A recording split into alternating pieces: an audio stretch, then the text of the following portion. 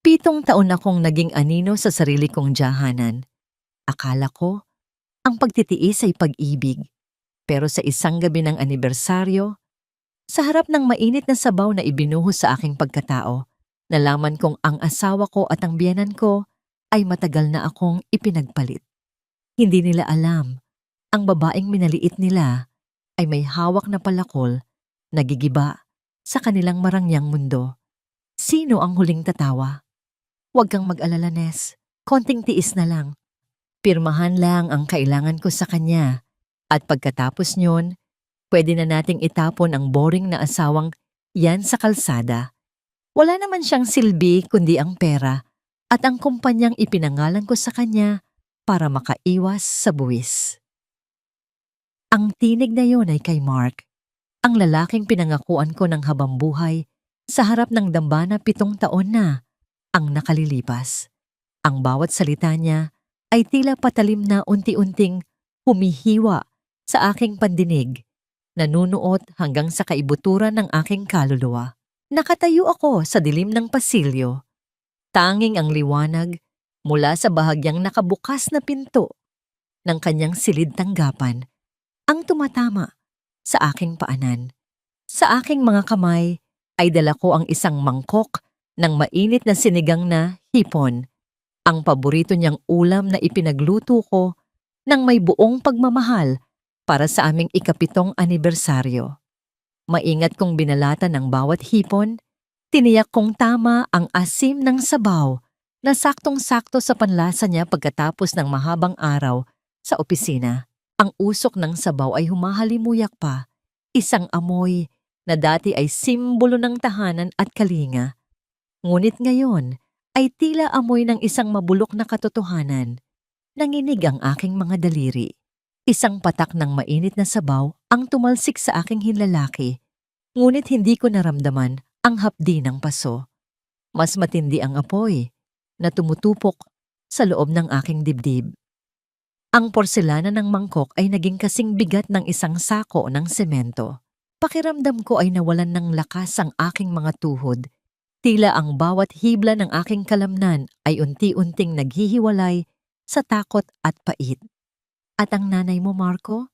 Tanong ng isang malambing at mapanuring tinig kay Nes, ang batang sekretarya na madalas niyang ikwento na masipag daw magtrabaho. Papayag ba si Doña Consolacion? Isang mapait na tawa ang narinig ko mula sa loob at doon ko naramdaman ang ikalawang sipa ng tadhana. Mabuti naman, Marco. Ang boses ni Mama. Konsolasyon ang sumagot. Ang aking biyenan na itinuring kong sariling ina. Masyado nang nakakasawa ang mukha ng Nia na yan. Parang basahan na pinaglumaan ng panahon, laging amoy kusina at bawang. Mas bagay sa'yo si Nes, sosyal at marunong magdala ng pangalan natin. Bilisan mo na ang pagpapapirma sa mga papeles na yan para masimulan na nating linisin ang bahay na ito mula sa kanyang anino. Ang mga salitang iyon ay tila mga martilyo na dumudurog sa aking puso hanggang sa maging pinong alabok. Ang lahat ng sakripisyo ko, ang pagtitipid ko sa sarili para mabili ang mga mamahaling relo ni Mark, ang pagtanggap ko sa lahat ng panlalait ni Mama Consolacion sa nakaraang 7 taon, ang pagpasan ko sa lahat ng gawaing bahay habang pinalalago ko ang kumpanyang siya naman ang nagpapakasasa. Lahat ng yun ay nauwi lang sa pagiging isang basahan. Dahan-dahan, pilit kong kinalma ang aking paghinga kahit na ang bawat pagsipsip ng hangin ay tila paglunok ng mga bubog. Ang paningin ko ay lumabo dahil sa nagbabadyang mga luha, ngunit agad ko itong pinigil. Hindi ako pwedeng umiyak ngayon. Hindi sa harap ng mga taong itinuturing akong basura. Pinihit ko ang pinto at tuluyang pumasok sa silid. Ang tunog ng pagbukas ng pinto ay sapat na para mapatigil silang tatlo. Si Mark ay nakaupo sa kanyang silya, ang kanyang braso ay nakapulupot sa baywang ni Nes na nakaupo sa gilid ng kanyang mesa. Si Mama Consolacion naman ay kampanteng humihigop ng tsaa sa sofa. Ang gulat sa kanilang mga mata ay mabilis na napalitan ng puot at pandidiri. Walang bakas ng pagsisisi. walang bakas ng takot na nahuli sila. Nia, kanina ka pa ba riyan? Malamig na tanong ni Mark. Ang kanyang boses ay tila isang estranghero. Hindi man lang niya inalis ang kanyang kamay kay Ness. Dala ko ang paborito mong sinigang, Mark. Mahinahon kong sabi. Bagaman ang aking tinig ay tila nanggagaling sa ilalim ng lupa. Inilapag ko ang mangkok sa mesa, malapit sa mga papeles na kanina lang ay pinag-uusapan nila. Ang panghinang amoy, sigaw ni Ness, sabay paypay sa kanyang ilong.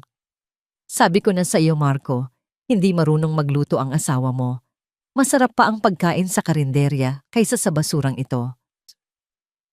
Sa isang mabilis na galaw, kinuha ni Ness ang mangkok at bago ko pa man namalayan, ibinuhos niya ang mainit na sabaw sa aking harapan. Ang mainit na likido ay tumama sa aking dibdib, bumasa sa aking pinakapaboritong bestido na isinuot ko para sa gabing ito. Ang mga hipon at gulay ay nagkalat sa sahig, tila mga labi ng isang nag-unaw na pangarap. Ayan, bagay sa'yo ang amoy ng luto mo. Mapanguyam na, sabi ni Ness habang tumatawa. Tiningnan ko si Mark. Inaasahan kong tatayo siya, kukuha ng tuwalya o kahit man lang pagsasabihan ang kanyang kabit. Ngunit nanatili siyang nakaupo, tila nanonood lang ng isang nakakatawang palabas. Linisin mo na yan, Nia, at huwag kang gagawa ng eksena sa harap ni Ness. Nakakahiya ka, sabi niya nang may halong pagkabagot. Tama ang anak ko, dagdag ni Mama Konsolasyon, habang tinitingnan ako mula ulo hanggang paa. At bukas na bukas din, pirmahan mo ang mga dokumentong nasa mesa. Huwag mo nang hintayin, nakaladkarin ka namin palabas ng gate. Tutal, wala ka namang pinag-aralan kundi ang maging katulong, di ba? Tumitig ako sa kanila. Sa kabila ng basang damit at ng hapdi ng mainit na sabaw sa aking balat, isang kakaibang pakiramdam ang nagsimulang mamuo sa aking kalooban. Hindi ito galit na gustong sumigaw. Ito ay isang malamig at matalim na desisyon. Tiningnan ko ang mga papeles sa mesa. Alam ko ang mga ito. Ito ang mga dokumentong maglilipat ng huling bahagi ng aking mana mula sa aking yumaong ina patungo sa pangalan ni Mark. Akala nila ay hindi ko binabasa ang mga pinapapirmahan nila sa akin. Akala nila ay nananatili akong bulag dahil sa pag-ibig. Ganito na lang ba? Pabulong kong tanong. Anong sabi mo? Singal ni Mark. Tiningnan ko siya ng diretso sa mga mata. Sa unang pagkakataon sa loob ng 7 taon, hindi ako yumuko. Sa dinami-dami ng bagyong sinuong ko para sa inyo, sa bawat patak ng pawis at dugo na ibinigay ko para itaguyod ang pamilyang ito. Ganito na lang ba ang halaga ko? Isang basahang itatapon, pagkatapos pakinabangan? Tumayo ako ng tuwid, hindi alintana ang sabaw na pumapatak mula sa laylayan ng aking damit patungo sa mamahaling alpombra. Ang aking puso, na kanina lang ay nadurog, ay tila unti-unting nabubuo muli. Ngunit sa pagkakataong ito, gawa na ito sa bakal. Sa loob ng 7 taon, natutunan kong magtiis. Pero sa gabing ito, sa harap ng malamig na tawa ng aking asawa at ng mainit na sabaw na ibinuhos sa aking pagkatao, na-realize ko ang isang bagay. Ang bagyong akala nila ay sisira sa akin, ay ang bagyong ako mismo ang nagdala.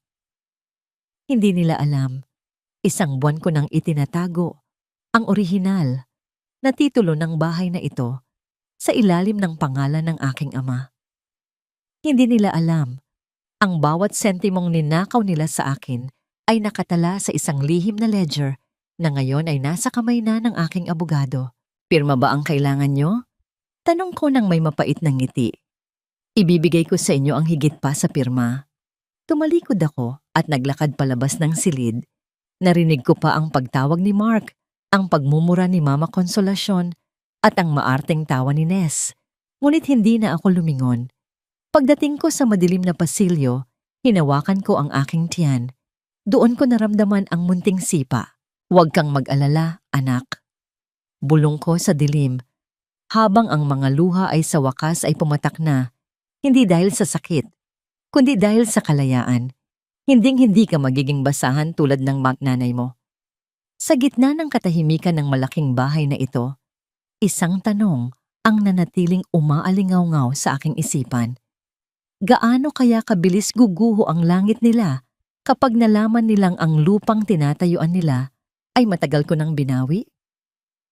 Ang singsing sa aking daliri ay hindi na simbolo ng pag-ibig, kundi isang tanikala na unti-unting pumapatay sa aking pagkatao.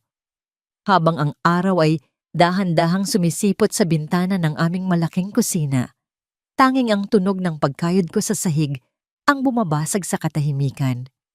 Ang mantsa ng sinigang kagabi ay tuyo na sa mamahaling alpombra, tila isang madilim na paalala ng aking kahihiyan. Sa bawat kuskos ng aking mga kamay na magaspang na dahil sa labada at kemikal, nararamdaman ko ang hapdi ng mga paltos na iniwan ng mainit na sabaw. Pero mas mahapdi ang katotohanan sa bahay na ito. Ako ang nagpapakain sa lahat, pero ako ang huling nakakakain. Ako ang nagpapaganda sa paligid, pero ako ang pinakamapait na tanawin para sa kanila. Nia, nasaan na ang kape ko? Kanina pa ako gising. Bakit ang bagal-bagal mo? Ang boses ni Mama Konsolasyon ay tila isang hagupit na bumasag sa aking pag-iisip. Pumasok siya sa kusina na nakasuot ng kanyang seda na pantulog. Ang bawat hakbang niya ay puno ng kayabangan na tila siya ang reyna ng mundong ito. Sa katunayan, ang sedang suot niya ay binili ko gamit ang unang bonus ko sa kumpanya. Isang pasasalamat dahil tinanggap niya ako sa pamilya nila. Ngayon, ang pasasalamat na yon ay naging lahason. Inilapag ko ang basahan at tumayo ng may pagsisikap. Narito na po, Ma. Katatapos ko lang pong linisin ang kalat sa sala. Mahinahon kong sagot. Pilit na itinatago ang panginginig ng aking boses. Inihanda ko ang kanyang tasa. Tinitiyak na ang init ng tubig ay saktong-sakto sa gusto niya. Ngunit nang ilapag ko ang kape sa harap niya, isang marahas na kamay ang tumabig dito. Ang tasa ay tumama sa gilid ng mesa at nabasag. Ang kape ay kumalat sa aking paanan. Ang pangit ng lasa! Tulad mo, matabang at walang silbi. Singhal niya habang tinitingnan ako ng may pandidiri. At nasaan ang pera na ipinapakuha ko sa'yo? Kailangan ko ng 50,000 para sa laro namin mamaya sa kasino. Huwag mong sabihing wala dahil alam kong malaki ang kinita ng kumpanya nitong nakaraang buwan. Nanigas ako sa aking kinatatayuan. Ma, iyon na po ang huling pera sa savings account para sa tuition ni Leah sa susunod na buwan. Hindi po natin pwedeng galawin yon dahil kailangan na niyang mag-enroll sa kindergarten. Isang malakas na tawa ang kumawala sa kanyang mga labi. Isang tawang walang bahid ng awa. E ano ngayon? Ang apo ko ay matalino. Kahit hindi mag-aral ay mahusay na. At wag mo akong pangaralan tungkol sa utang na loob niya. Kung hindi dahil sa amin, nandoon ka pa rin sa probinsya, nagtatanim ng kamote. Ang pera ng kumpanya ay pera ni Mark, at ang pera ni Mark ay pera ko.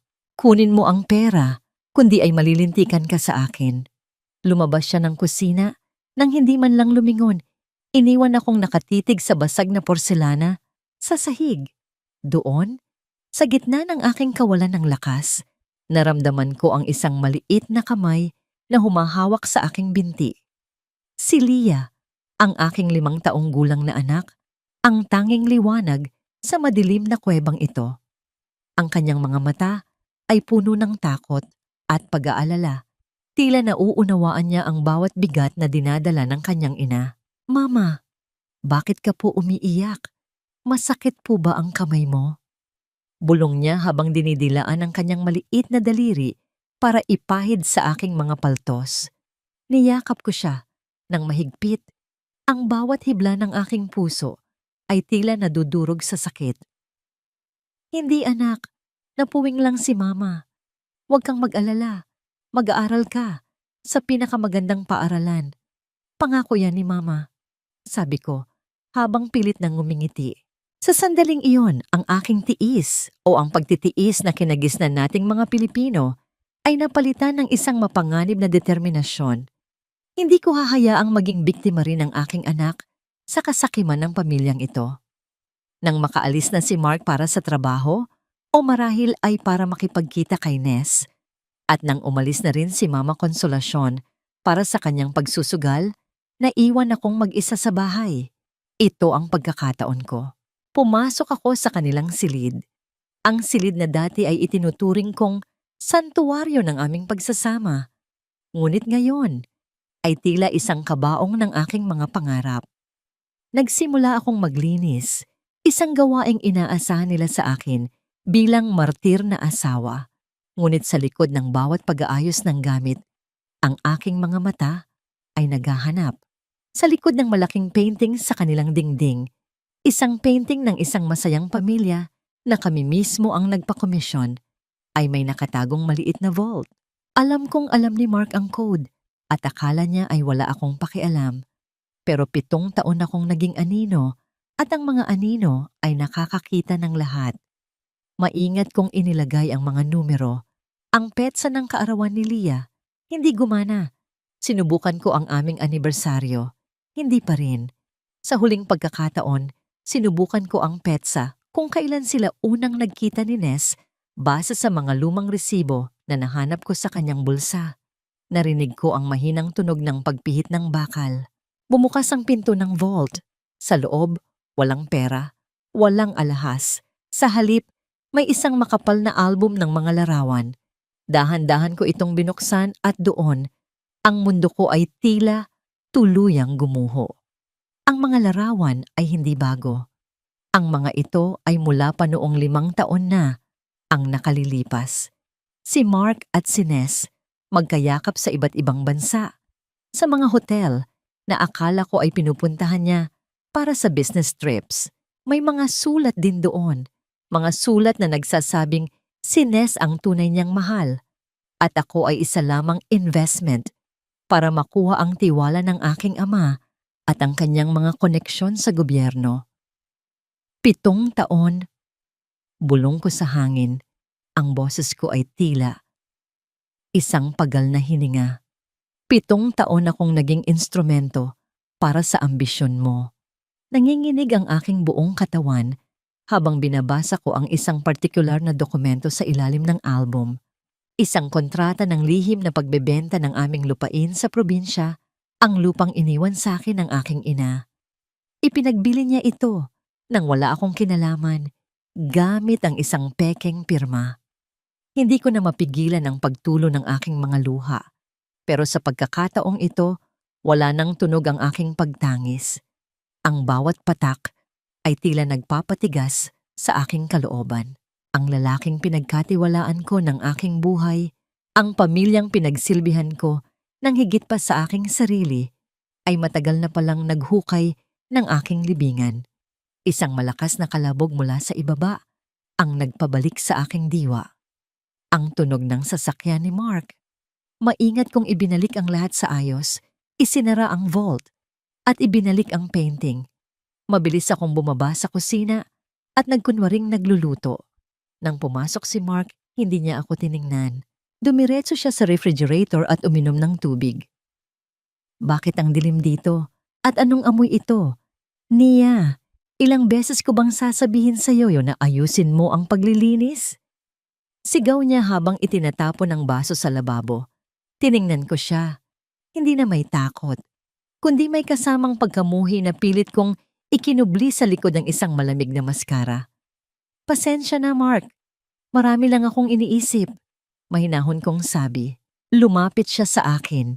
Hinawakan ang aking panga ng mahigpit at inilapit ang kanyang mukha. Huwag kang mag-isip. Hindi ka binabayaran ng bahay na ito para mag-isip.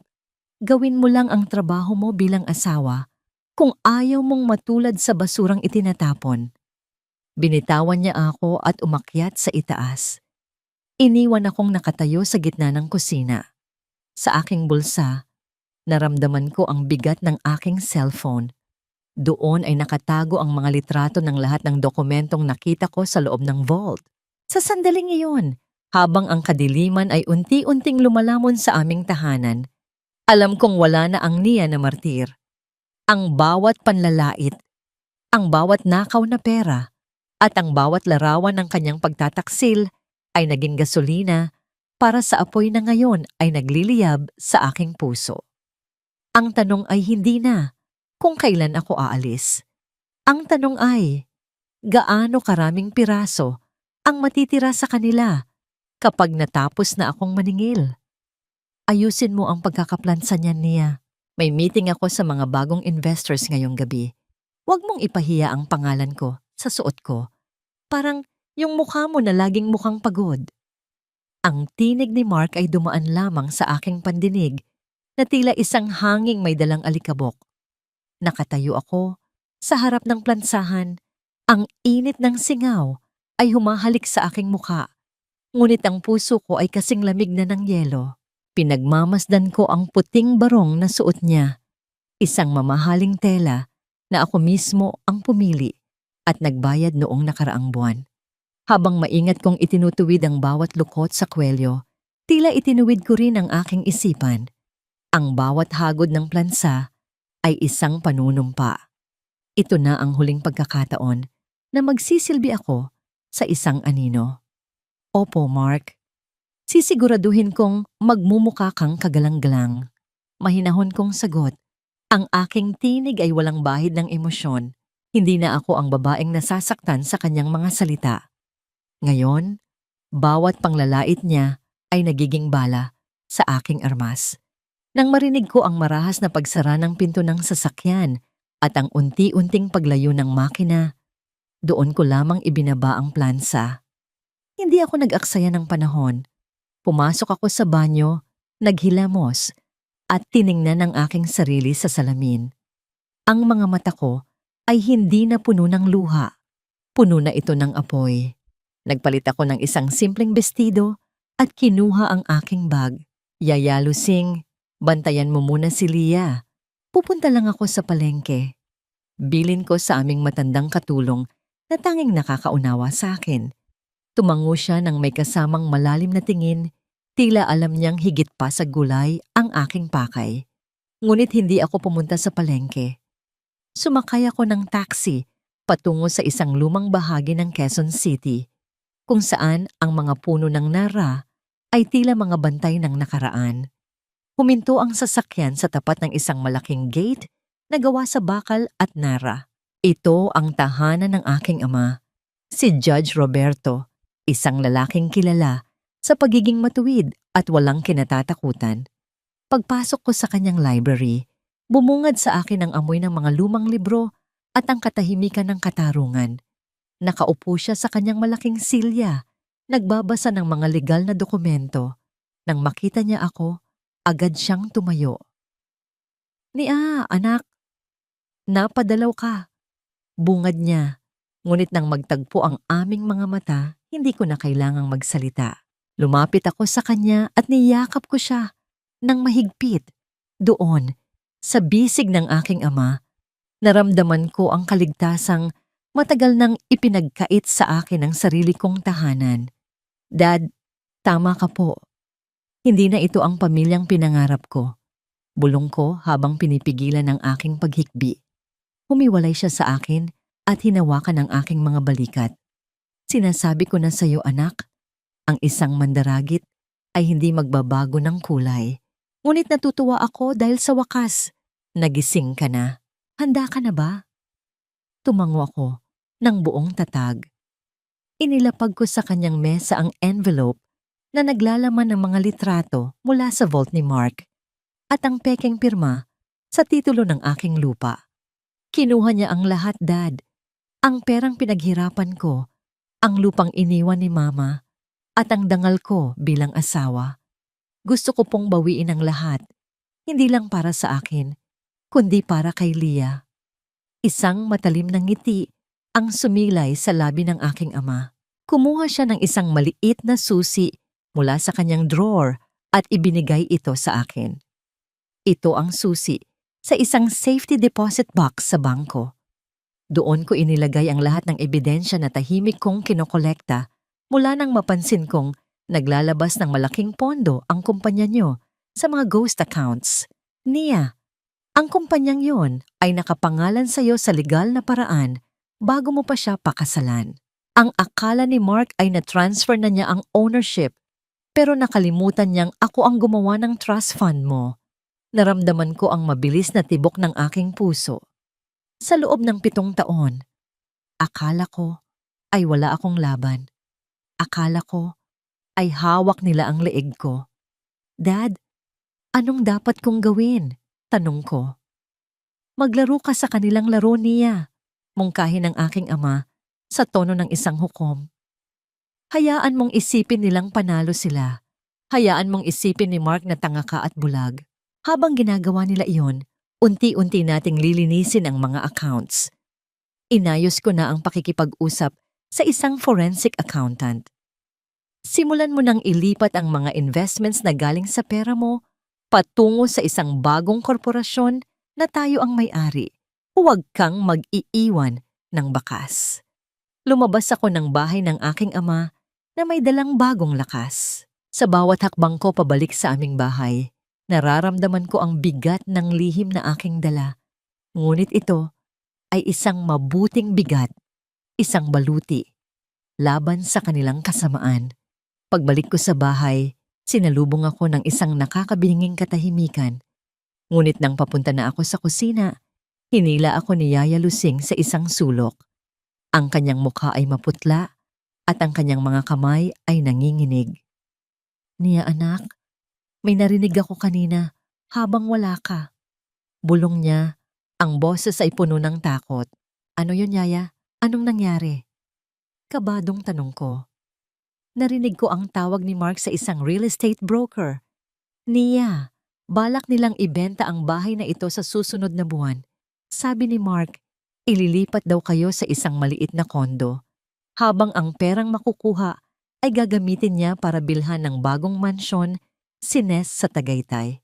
At Nia, ang masama pa roon, balak kanilang iwanan doon sa kondo at kunin si Leah para ipakilala kay Ness bilang tunay na ina.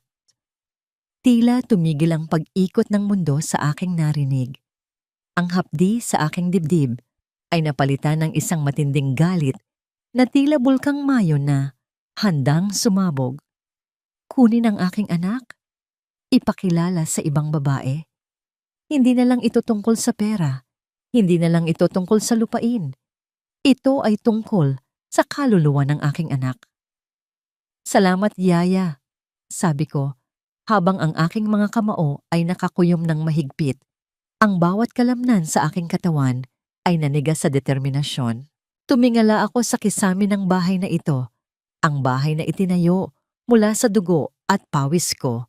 Ngunit ngayon ay ibinebenta na ng mga linta. Isang malamig na tawa ang kumawala sa aking mga labi. Isang tawa na hindi pa naririnig ni Mark o ni Mama Konsolasyon. Sige Mark, ibenta mo ang bahay.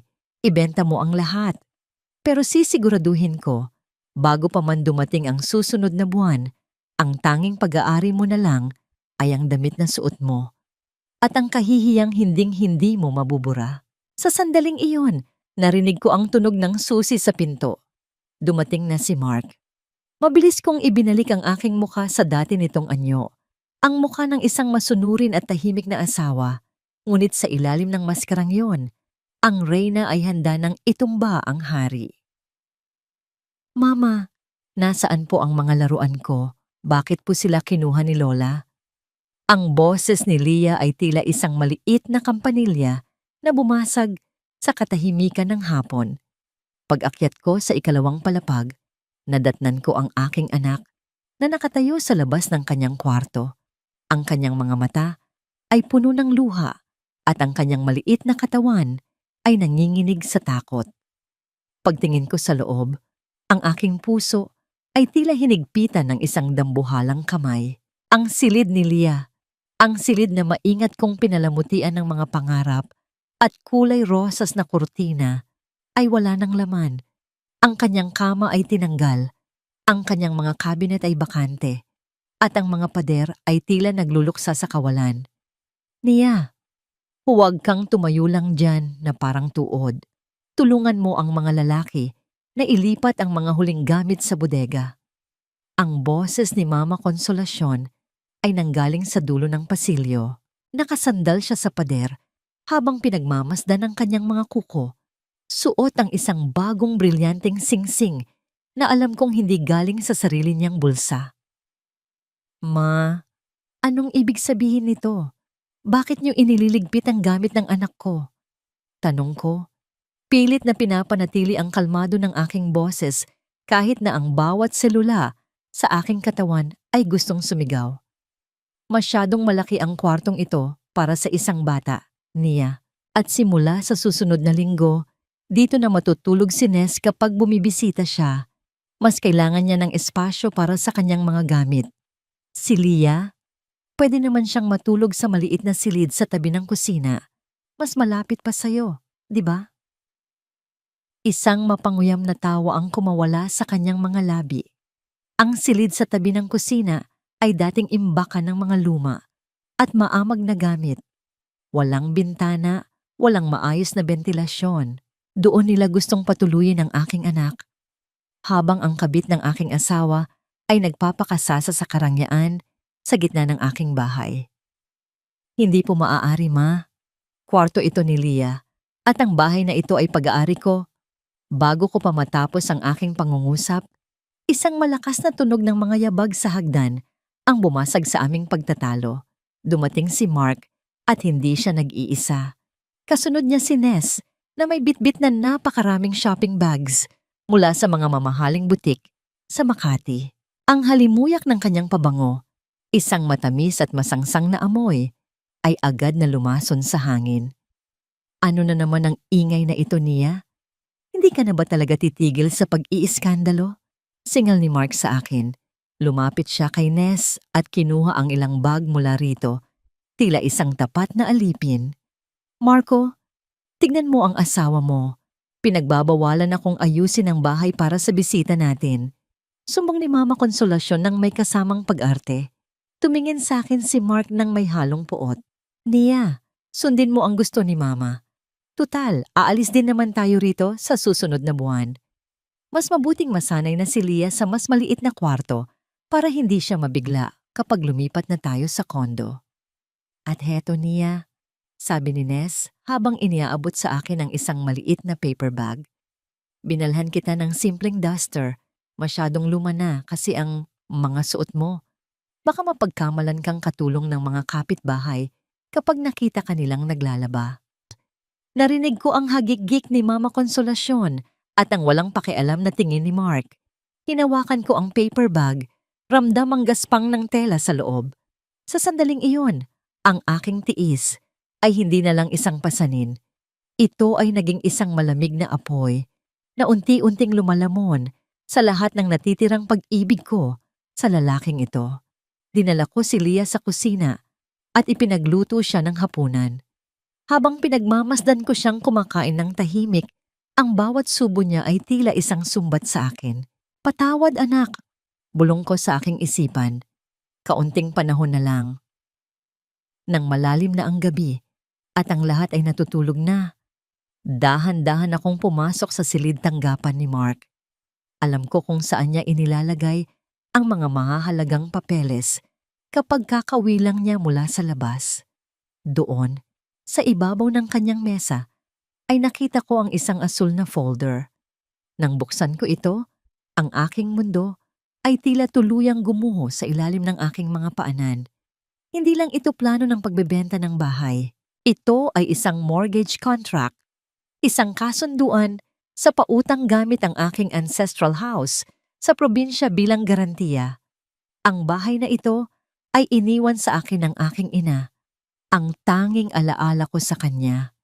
At ang halaga ng pautang, gagamitin ito bilang kapital para sa bagong negosyo ni Ness. Ngunit ang mas matindi, ang mas masakit, na tila isang kutsilyong itinirak sa aking likuran, ay ang pirma sa ilalim ng kontrata. Nia Santos Villanueva, ang pirma ko. Ang mga kurba, ang bawat tuldok, ito ay eksaktong kopya ng aking sulat kamay. Ngunit alam ko sa kaibuturan ng aking kaluluwa na hindi ko kailanman hinawakan ang panulat para sa dokumentong ito. Pinirata nila ang aking pagkakakilanlan. Ninakaw nila ang aking nakaraan para punduhan ang kinabukasan ng isang kabit. Nanginginig ang aking mga kamay habang kinukuhanan ko ng larawan ang bawat pahina.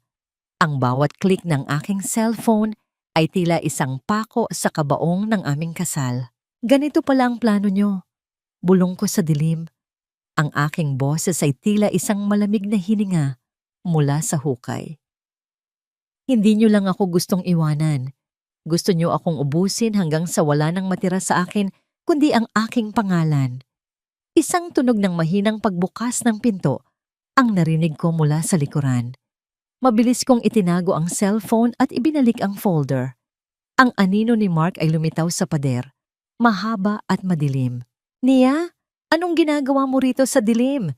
tanong niya. Ang kanyang boses ay puno ng hinala. Humarap ako sa kanya. Ang aking mukha ay isang blankong canvas ng kapayapaan na itinatago ang isang nagngangalit na bagyo. "Uminom lang ako ng tubig, Mark. Hindi ako makatulog dahil sa init sa kwarto sa tabi ng kusina." Tinitigan niya ako ng matagal, tila naghahanap ng anumang bitak sa aking maskara. "Matulog ka na. At wag mo nang pakialaman ang mga gamit ko kung ayaw mong masaktan." Pagbalik ko sa maliit at madilim na silid kung saan kami natutulog ni Leah, niyakap ko ang aking anak ng napakahigpit. Ang amoy ng amag at alikabok ay nanunuot sa aking ilong, ngunit hindi ko ito inalintana. Sa aking isipan, nakikita ko na ang mga susunod na hakbang. Ang bawat sentimong ninakaw nila ay magiging barya sa aking palad. Ang bawat luhang pumatak mula sa mga mata ni Leah ay magiging karagatan, nalulunod sa kanila. Ngunit may isang bagay na bumabagabag sa akin. Sa ilalim ng mortgage contract, nakita ko ang petsa ng huling bayad. Ito ay sa susunod na linggo. Kung hindi ako kikilos ng mabilis, mawawala ang huling alaala ng aking ina. At ang mas nakakatakot, nakita ko ang isang pangalan sa listahan ng mga testigo. Isang pangalang hindi ko inaasahan. Ang pangalan ng aking sariling kapatid. Ang pinakamasakit na sugat ay hindi galing sa kaaway, kundi sa sarili mong dugo. Habang nakatingin ako sa dokumentong may pangalan ni Benjo, ang aking nakababatang kapatid, tila ang bawat alaala ng aming paglaki ay naging mga piraso ng basong bubog na bumaon sa aking puso.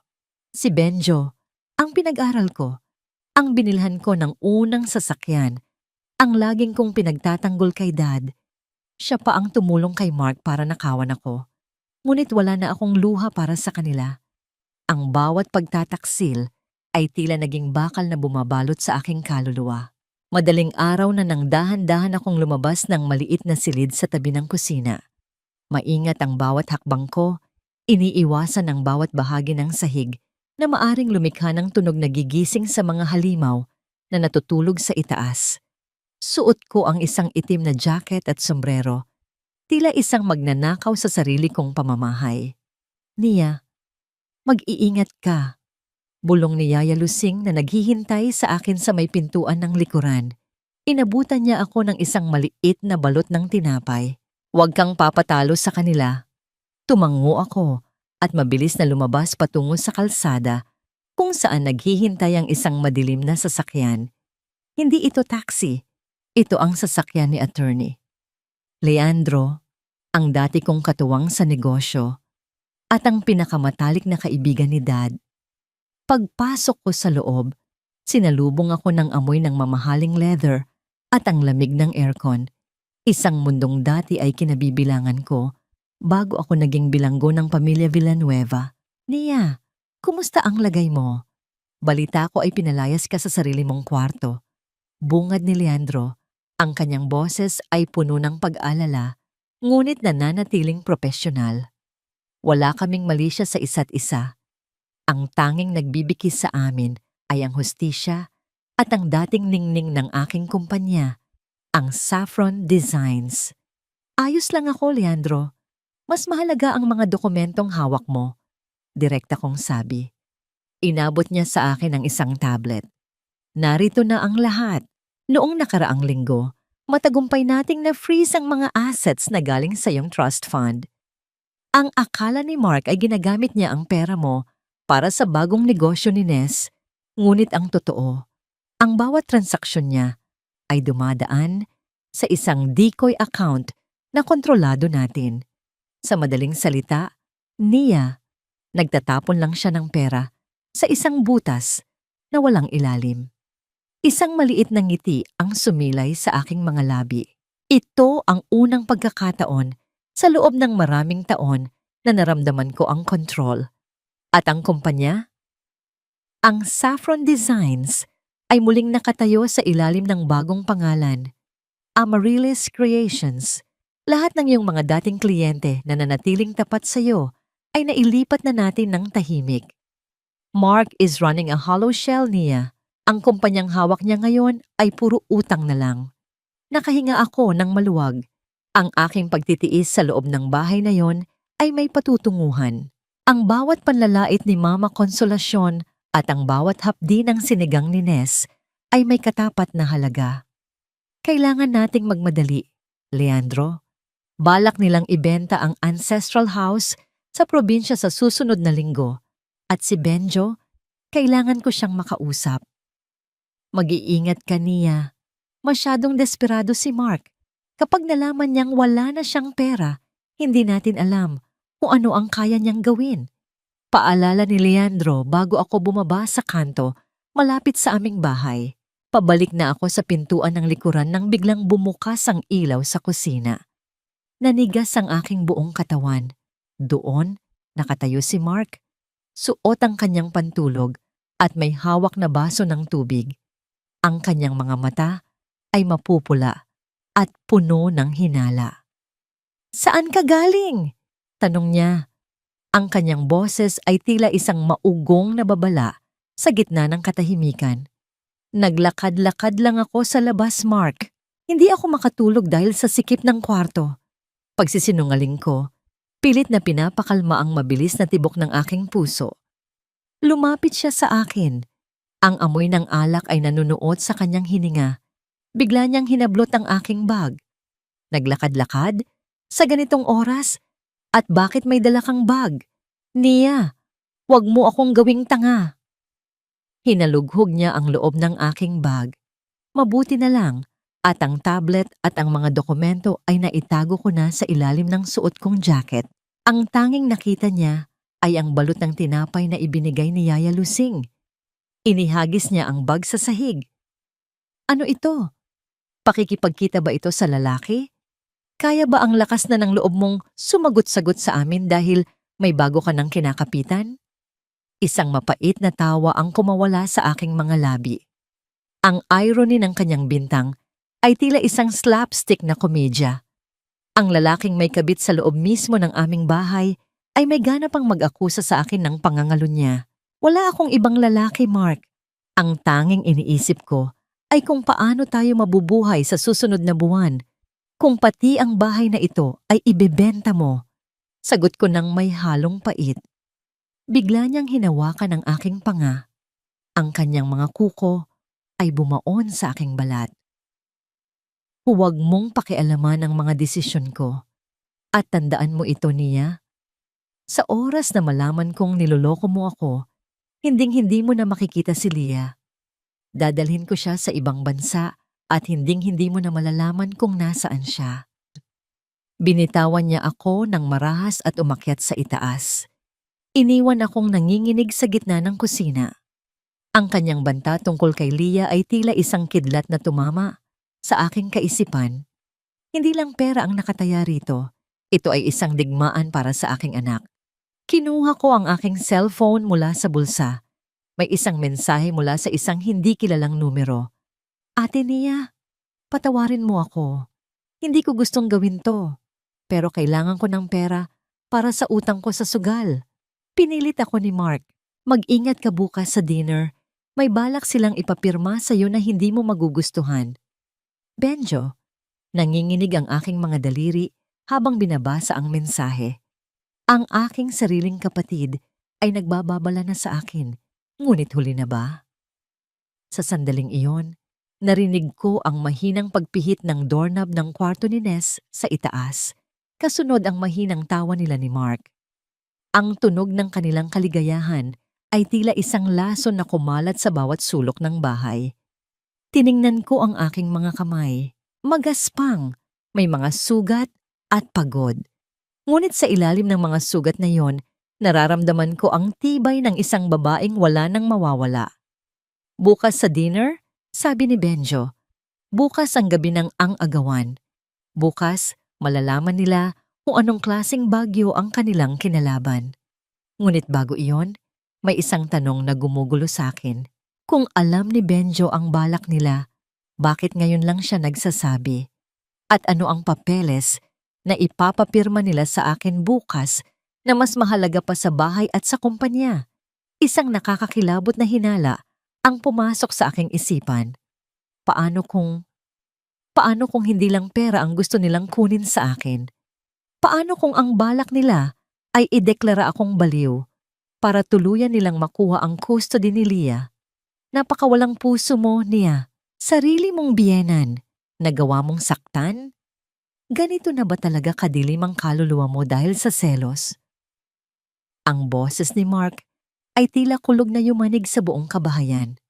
Nakatayo ako sa paanan ng hagdan. Nanginginig ang aking mga kamay. Hindi dahil sa takot, kundi dahil sa tindi ng bilis ng kanilang laro. Sa harap ko, nakahandusay sa sahig si Mama Konsolasyon. Sapo ang kanyang kanang binti at umiiyak ng napakalakas. Isang pag-iyak na pang best actress sa mga teleserye. Marco, anak, huwag mo siyang saktan. Baka hindi niya sinasadya. Hikbi ng matanda. Bagaman ang kanyang mga mata na nakatitig sa akin ay puno ng tagumpay at panunuya. Gusto ko lang naman siyang pagsabihan tungkol sa pag-alis-alis niya sa gabi, pero bigla niya akong itinulak.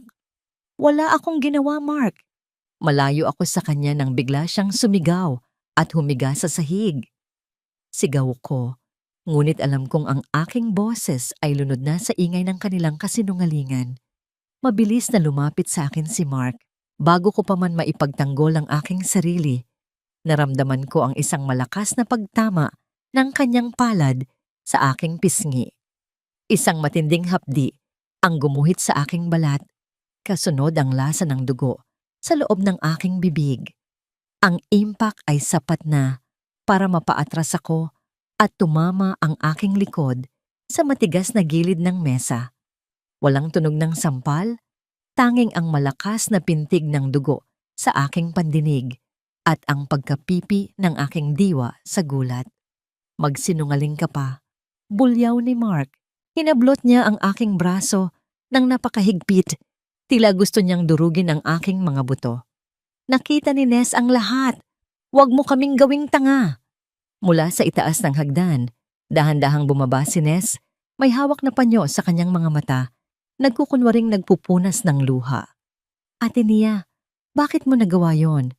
Alam naming galit ka sa amin. Pero si Mama Konsolasyon, matanda na siya. Paano kung nabali ang buto niya? Tumingin ako sa kanila. Ang 3 taong itinuring kong pamilya. Na ngayon, ay tila mga buwayang nagtutulong-tulong para lamunin ako ng buo. Ang bawat salita nila ay tila mga pako na ibinabaon sa aking krus. Dalhin mo na siya sa ospital, Marco. Ako na ang bahala sa babaeng ito. Utos ni Mama Konsolasyon habang tumatayo ng dahan-dahan sa tulong ni Ness. Ang sakit sa kanyang binti ay tila biglang naglaho nang makuha na nila ang gusto nila. Kinaladkad ako ni Mark patungo sa maliit na silid-imbakan sa tabi ng kusina. Ang silid na naging kwarto namin ni Leah. Inihagis niya ako sa loob ng marahas. Diyan ka muna. Huwag kang lalabas hanggat hindi ko sinasabi. At huwag mong asahan na makikita mo si Leah ngayong gabi. Dadalhin ko siya kay Ness.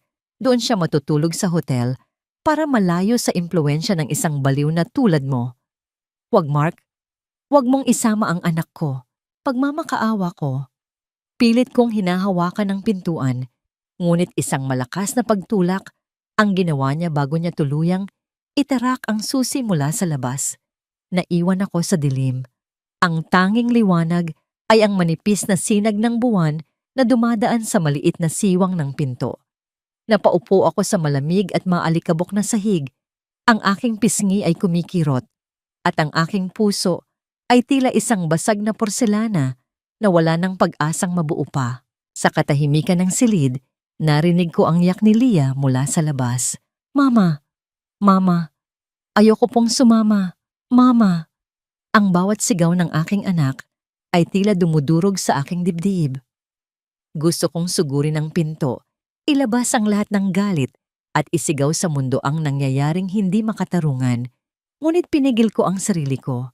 Kinagat ko ang aking labi. Pilit kinokontrol ang emosyon. Hindi ako pwedeng magpadala sa galit.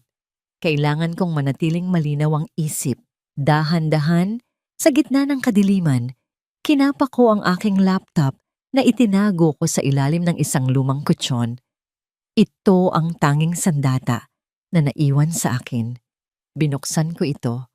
Ang asul na liwanag ng screen ay tumama sa aking mukha na puno ng pasa. Nanginginig ang aking mga daliri habang inilalagay ko ang password. Pumasok ako sa lihim na portal na ibinigay ni Attorney Leandro. Doon, sa gitna ng aking pag-iisa at pagdurusa, nakita ko ang isang mensaheng tila isang anghel na bumaba mula sa langit. Status: Transfer successful. All major assets from Saffron Designs, shell accounts have been migrated to Amaryllis Creations. Mark's personal credit lines are now overextended. Isang mapait, ngunit matagumpay na ngiti ang sumilay sa aking mga labi. Sa mga oras na ito, habang inuubos ni Mark ang kanyang oras sa pag-aalaga sa nasaktang ina at pakikipaglandian kay Ness, hindi niya alam na ang perang pambayad niya sa hotel, ang perang pambili niya ng alahas, at ang perang inaasahan niyang magliligtas sa kanyang kumpanya ay unti-unti nang naglalaho na parang bula. Binuksan ko ang isang file, ang mga video clip mula sa hidden camera na itinago ni Yaya Lusing sa kusina at sala. Pinanood ko ang eksena kanina, malinaw na malinaw. Si Mama Konsolasyon ay sadyang humiga sa sahig habang ako ay nasa kabilang dulo ng silid. Walang pagtulak na nangyari. "Itago niyo ang lahat ng alas niyo." Bulong ko sa dilim. Ang aking boses ay tila isang sumpa. Dahil kapag inilapag ko na ang sa akin, sisiguraduhin kong wala nang matitira sa inyo kahit isang pirasong dangal. Ngunit sa gitna ng aking panandaliang tagumpay, may isang bagay na pumukaw sa aking atensyon. Isang email mula sa forensic accountant ni Dad. Ang subject line ay urgent. Unknown transfers from Benjo's account. Nang buksan ko ang attachment, tila tumigil ang pagtibok ng aking puso. Si Benjo, ang kapatid kong humihingi ng tawad kagabi, ay tumatanggap ng malalaking halaga mula kay Ness. Hindi lang pala si Mark ang pinaglilingkuran niya. Anong ugnayan mayroon si Benjo at Ness? At bakit may mga dokumento doon na nagpapahiwatig na ang aking kapatid ay may pirma rin sa pagdedeklara sa akin bilang mentally unstable? Narinig ko ang tunog ng pagpihit ng susi sa pinto. Mabilis kong isinara ang laptop at itinago ito. Pumasok ang anino ni Yaya Lusing. May dalang maliit na plato ng pagkain at isang baso ng tubig. Ang kanyang mga mata ay puno ng luha. "Nia, wala na sila. Isinama nila si Leah." Bulong niya.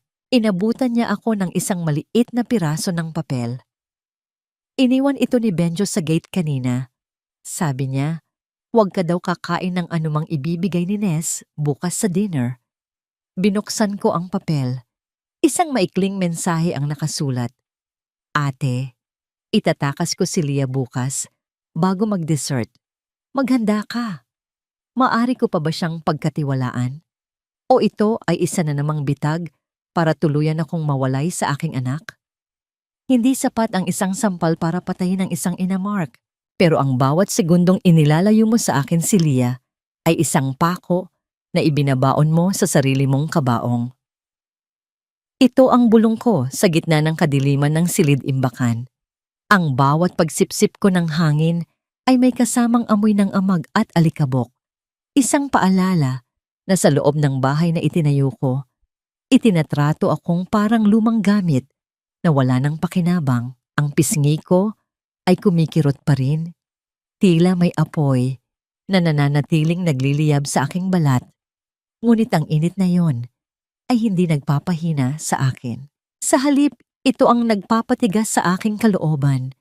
Nakaupo ako sa sahig, yakap ang aking mga tuhod. Sa gitna ng katahimikan, narinig ko ang mahinang tunog ng pagpihitid ng susi mula sa labas. Hindi ito ang mabigat na hakbang ni Mark, kundi ang banayad at maingat na kilos ni Yaya Lusing. Dahan-dahang bumukas ang pinto at isang manipis na liwanag mula sa kusina ang tumama sa aking mga mata. Niya, heto, uminom ka muna ng tubig at kumain. Bulong ng matanda habang iniaabot ang isang baso at maliit na platitong may lamang tinapay. Salamat, Yaya. Nasaan sila? Tanong ko. Ang boses ko ay paos at tuyo. Wala pa sila, Nia. Pero tumawag si Doña Consolacion.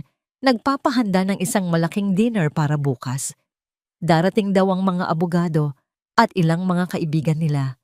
Nia, natatakot ako. Narinig ko silang nag-uusap kanina tungkol sa pagpirma mo sa isang dokumento na magpapatunay na hindi ka na nasa tamang pag-iisip. Isang malamig na tawa ang kumawala sa aking mga labi. Baliw? Iyon na lang ba ang huling alas nila? Hinawakan ni Yaya Lusing ang aking kamay. Mag-ingat ka bukas. At ito, nahanap ko ito sa ilalim ng sofa sa sala kanina.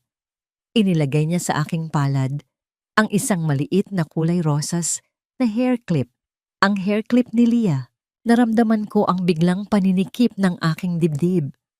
Ang munting bagay na ito, na may disenyo ng isang kumikinang na paru-paro, ay tila isang kuryenteng gumising sa bawat hibla ng aking pagkatao. Naalala ko ang tawa ni Leah habang ikinakabit ko ito sa kanyang buhok noong isang araw.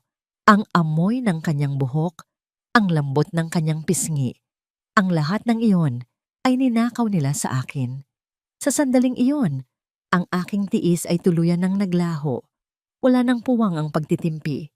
Ang babaeng pumasok sa silid na ito, bilang isang martir ay wala na. Ang natitira na lamang ay isang inang handang sunugin ang mundo para mabawi ang kanyang anak. Salamat, Yaya. Iwan mo na ako rito. Huwag kang gagawa ng anuman na ikapapahamak mo, bilin ko sa kanya.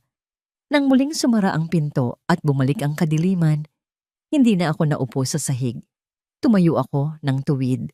Sa kabila ng hapdi ng aking katawan, naramdaman ko ang isang kakaibang lakas. Kinuha ko ang aking cellphone mula sa tago nitong lalagyan at tinawagan si Attorney Leandro. Leandro, ituloy ang lahat ng plano.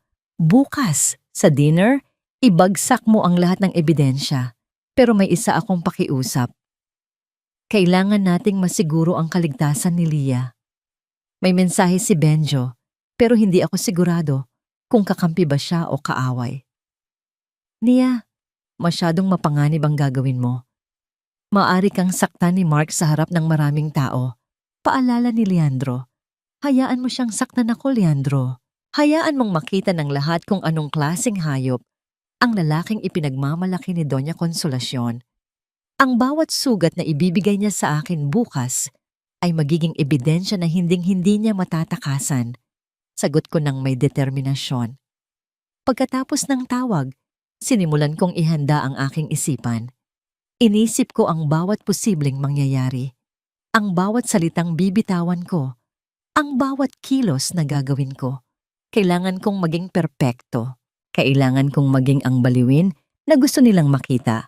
Hanggang sa sandaling ilalabas ko na ang aking mga kuko.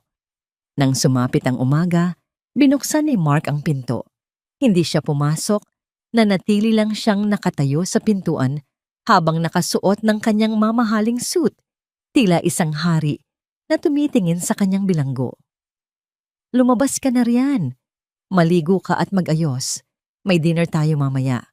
At tandaan mo, Nia, kapag gumawa ka ng kahit anong eksena, hinding-hindi mo na makikita ang anak mo. Magpakabait ka, pirmahan mo ang mga papeles, at baka bigyan kita ng pagkakataong makita si Leah minsan sa isang buwan. Utos niya nang may kasamang pananakot. Tiningnan ko siya, hindi na may luha sa mga mata, kundi may isang blangkong titig na tila tumatagos sa kanyang kaluluwa. Gagawin ko ang gusto mo, Mark. Basta ibalik mo sa akin si Leah. Isang mapaglarong ng ngiti ang lumitaw sa kanyang mga labi. Mabuti naman at natututo ka na. Sige na, mag-ayos ka na. Gusto kong magmukha kang presentableng asawa sa harap ng mga bisita natin. Habang naglalakad ako patungo sa banyo, bawat hakbang ko ay tila isang ritual ng paghahanda. Binuksan ko ang shower at ang malamig na tubig ay humalik sa aking balat. Hinayaan kong hugasan ng tubig ang lahat ng dumi, ang lahat ng pagod at ang lahat ng takot. Tumingin ako sa salamin. Ang pasa sa aking pisngi ay kulay ube na. Tila isang dekorasyon ng aking pakikipaglaban. Kumuha ako ng concealer at maingat na itinago ang bakas ng kanyang karahasan. Nagsuot ako ng isang simpleng puting bestido, isang kulay na sumisimbolo sa kalinisan, ngunit para sa akin, ito ay simbolo ng isang bagong simula mula sa abo. Inilagay ko ang hair clip ni Leah sa aking bulsa. Ramdam ko ang tulis ng pakpak ng paru-paro sa aking daliri. Sa dinami-dami ng bagyong sinuong ko para sa iyo, Mark, hindi ko akalaing ako ang magiging bagyong hinding-hindi mo malilimutan. Bulong ko sa sarili. Isang tanong ang nanatiling nakabitin sa aking isipan habang naririnig ko ang ingay ng mga sasakyang dumarating para sa dinner. Sapat na kaya ang talas ng aking mga salita para putulin ang mga tanikalang 7 taon kong dinala? O sadyang may mga sugat na sadyang hindi na kayang hilumin ng katarungan? Maupo ka na, Nia. Tutal, baka ito na ang huling pagkakataon na makasalo ka sa mesang ito bago ka namin dalhin sa iyong nararapat na bakasyunan dahil sa iyong kondisyon. Ang boses ni Doña Consolacion ay tila isang malamyos na kanta na may dalang lason. Nakaupo siya sa kabisera, suot ang kanyang pinakamahal na mga hiyas, habang sa paligid ng mahabang mesa ay nakaupo ang ilang mga piling panauhin. Mga abogadong kaibigan ni Mark at isang doktor na alam kong binayaran nila para selyuhan ang aking kapalaran. Ang bawat kislap ng kristal na chandelier sa itaas ay tila mga matalas na mata na humuhusga sa aking bawat galaw. Nakatayo ako sa gilid, suot ang aking puting bestido na kanina ko papilit na pinapanatiling malinis. Sa aking mga kamay ay dala ko ang isang malaking mangkok ng mainit na sinigang, ang ulam na ako mismo ang nagpuyat na ihanda. Ang bawat hiwa ng gulay, ang tamang balanse ng asim, at ang lambot ng karne ay bunga ng aking pagsisikap na maging isang mabuting asawa hanggang sa huling sandali. Ang amoy ng sampalok ay humahalimuyak sa buong silid, isang pamilyar na amoy na dapat sana ay nagbibigay ng ginhawa. Ngunit ngayon ay tila amoy ng isang nagbabadyang trahedya. Narinig niyo naman si Mama. Nia, umupo ka na.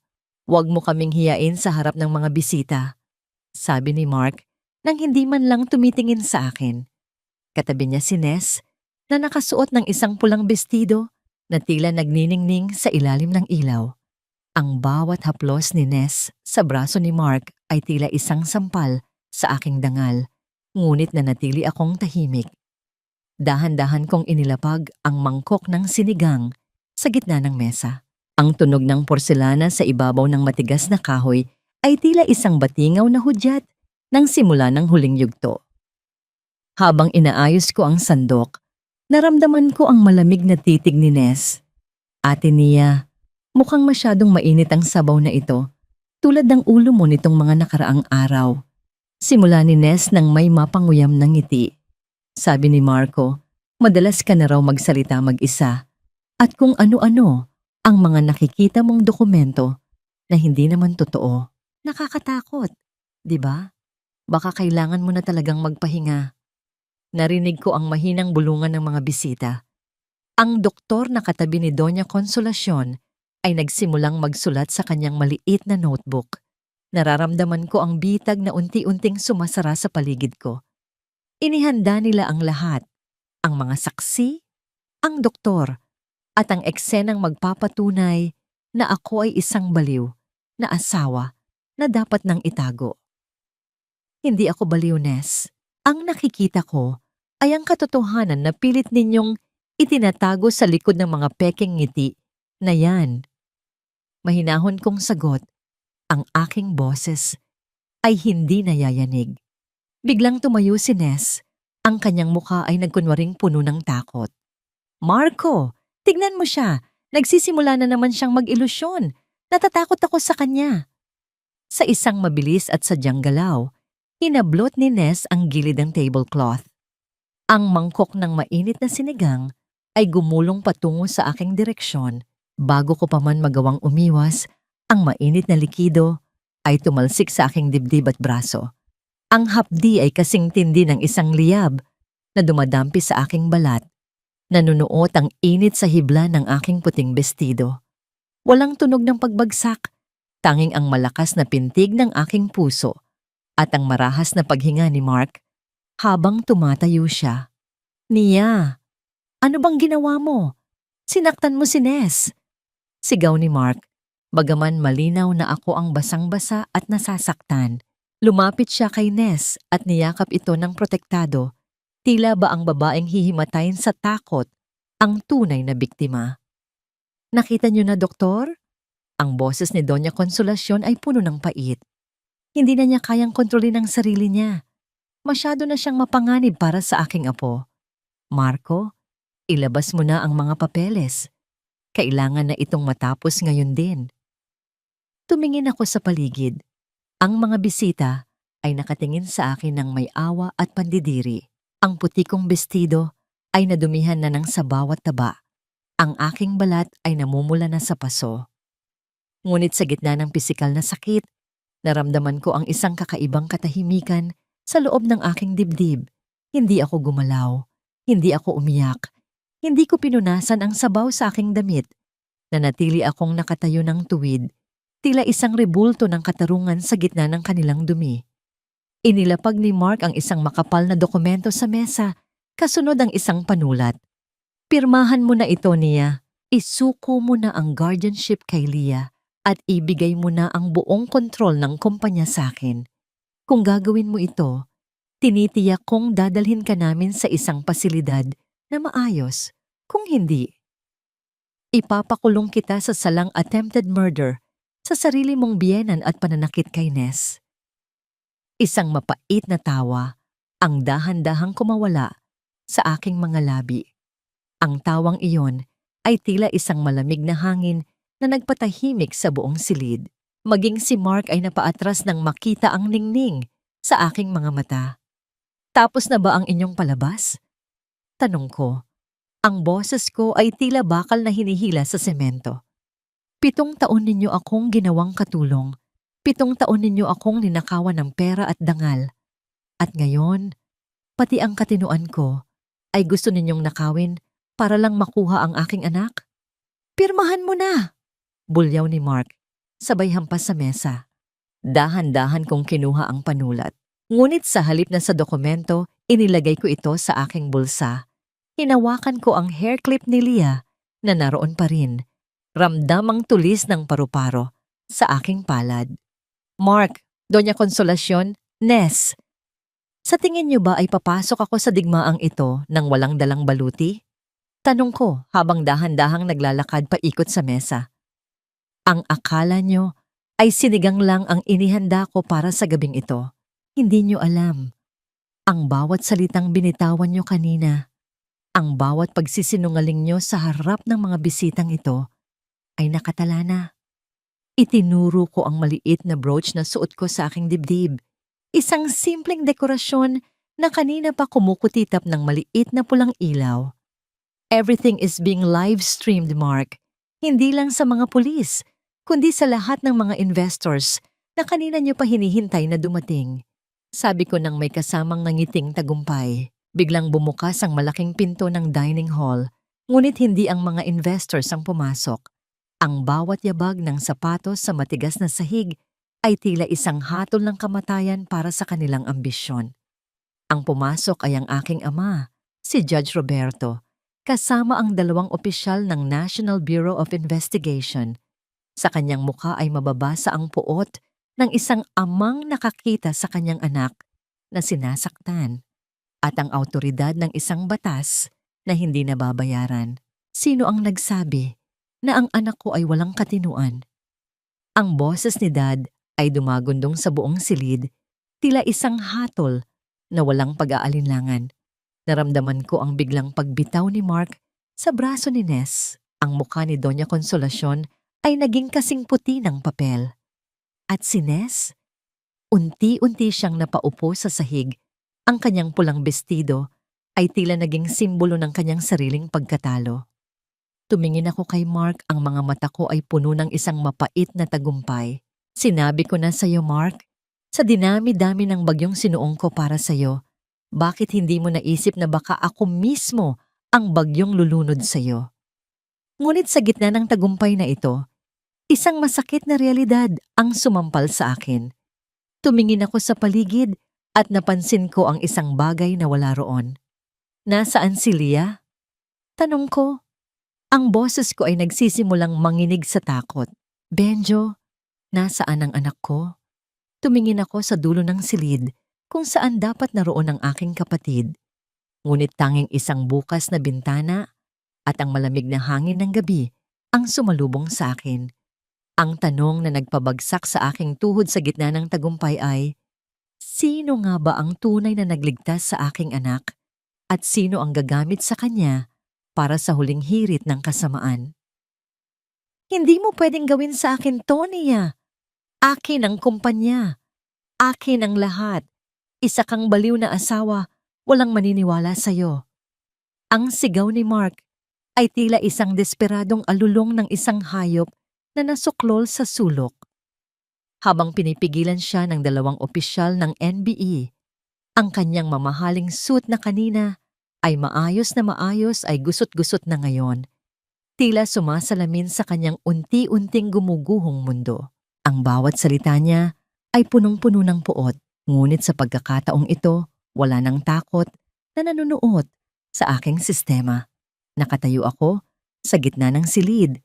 Ang aking puting bestido ay basang-basa pa rin ng malagkit na sabaw ng sinigang.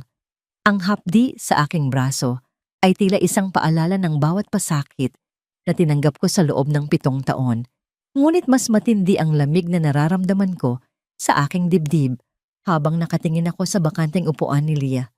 Inihanda ko ang kanyang paboritong maliit na mangkok, may disenyo ng mga bituin na puno ng mainit na kanin. Ngunit ang mangkok na iyon ay nananatiling puno, tila naghihintay sa isang batang hindi na dumating sa hapunan. Sapat na, Mark. Ang boses ni Dad ay tila isang hatol na nagpatahimik sa buong bulwagan. Lumapit siya sa akin at inilagay ang kanyang Amerikana sa aking mga balikat.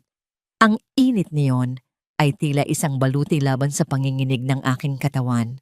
Ang bawat pirma na ginaya mo, ang bawat sentimong ninakaw mo mula sa trust fund ng anak ko, at ang pananakit na ginawa mo sa kanya ngayong gabi. Lahat ng iyon ay sapat na para mabulok ka sa loob ng rehas. Marco, anak, tulungan mo ako. Ang puso ko. Sigaw ni Doña Consolacion habang humahawak sa kanyang dibdib. Nagkukunwaring hihimatayin sa sofa. Ngunit ang doktor na kanina ay kasabot nila ay hindi na makatingin sa kanya dahil alam niyang ang lisensya niya ang nakataya sa bawat maling salitang binitawan niya tungkol sa aking katinuan. Tumingin ako kay Ness na ngayon ay nakaluhod sa sahig, umiiyak habang sinusubukang abutin ang kamay ni Mark. Hindi ko alam, Marco. Sabi mo sa akin legal ang lahat.